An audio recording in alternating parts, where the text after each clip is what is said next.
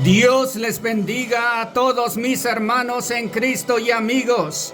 Comenzamos la cobertura completa de 334 días de guerra, con el país de Israel en revuelta, adoloridos y en duelo por la muerte de los 6 rehenes asesinados por el grupo Hamas. Todo mientras el primer ministro de Israel, Benjamín Netanyahu, está bajo asedio por todas partes.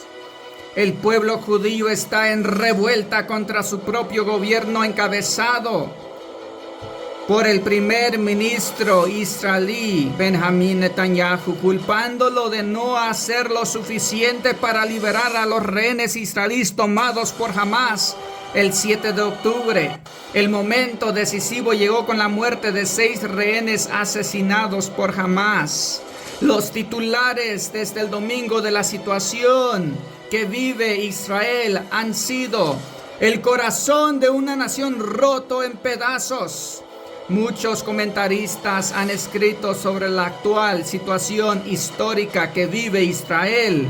Los comentaristas dicen que los israelíes que están en revuelta en las calles son incapaces de entender que Benjamín Netanyahu no puede hacer un trato, un acuerdo con las fuerzas del mal, y no puede sacrificar a la nación por las vidas de los rehenes israelíes.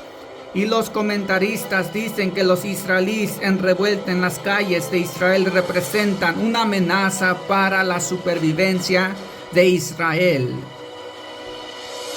Dicen los comentaristas, es un mundo de locura, donde una nación es atacada viciosamente por fuerzas satánicas. Y en respuesta, cientos de miles de ciudadanos de esa nación están enojados con su propio gobierno por no rendirse ante las fuerzas del mal, en lugar de apoyar a su gobierno totalmente contra los monstruos de Hamas que cometieron estas atrocidades.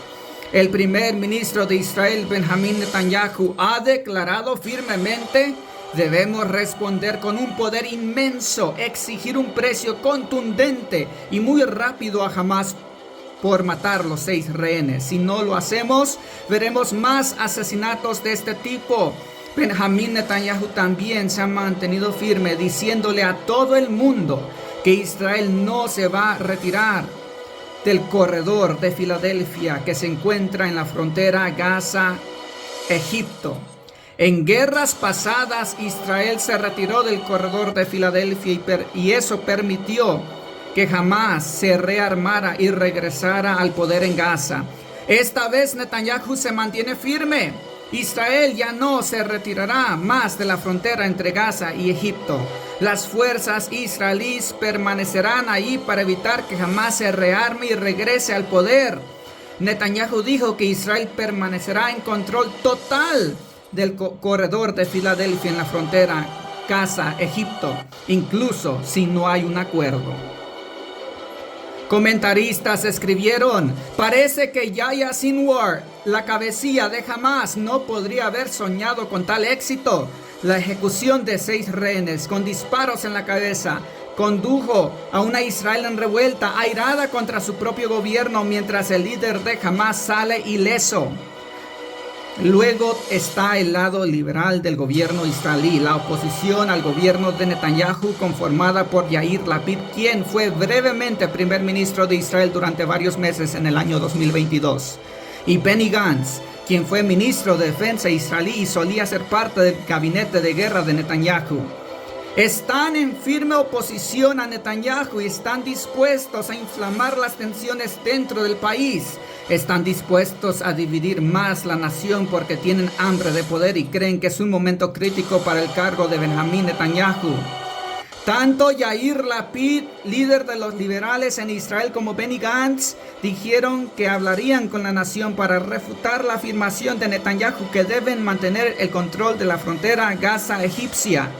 Los comentaristas dicen: esto es verdaderamente surreal. En lugar de luchar contra el enemigo existencial a las puertas, luchan entre sí. Honestamente, parece la repetición de la guerra de Judea que se luchó entre el año 66 y 70 después de Cristo, que terminó con Roma destruyendo a Jerusalén y destruyendo el segundo templo de Israel. Mientras tanto, crece la furia internacional en contra de Benjamín Netanyahu.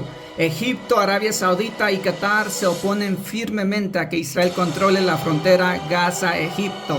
El presidente americano Joe Biden ha acusado a Netanyahu de no hacer lo suficiente para lograr un acuerdo con Hamas. Y Joe Biden, el presidente estadounidense, junto con su vicepresidenta Kamala Harris, están preparando un acuerdo final que traicionará la seguridad de Israel, sabiendo que Netanyahu no lo aceptará, y luego echándole la culpa a él, a Netanyahu, de todo, en lugar de presionar a los monstruos de Hamas para que se rindan.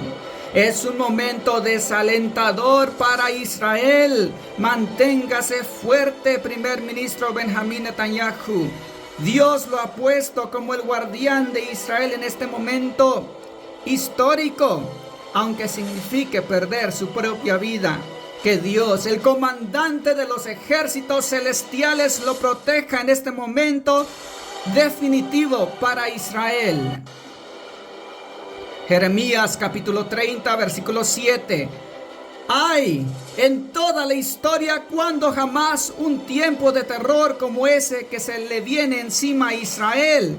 Es tiempo de mucho sufrimiento para mi pueblo, para Jacob, como nunca lo ha experimentado antes, pero Dios los librará. El destino glorioso de Israel está en cumplimiento. Esto significa que le quedan segundos a la iglesia en la tierra. Amigo que miras y escuchas, es necesario que entregues tu vida al Señor Jesús, que la puerta del arca se cierra rápidamente. Entrega tu vida al Señor Jesús, pide perdón a Dios por todos tus pecados. Él te espera con manos abiertas y con un corazón arrepentido. Toma tu lugar en el glorioso arrebatamiento que está por acontecer. Ámalo con toda tu alma, mente y corazón, y ama a tu prójimo como a ti mismo. Momentos históricos que vive la nación de Israel. Y como dicen los comentaristas y historiadores, todo parece ser una repetición de la guerra de Judea que se desenvolvió entre el año 66 y 70, que terminó con Roma borrando del mapa la segunda Israel y su segundo templo de Jerusalén.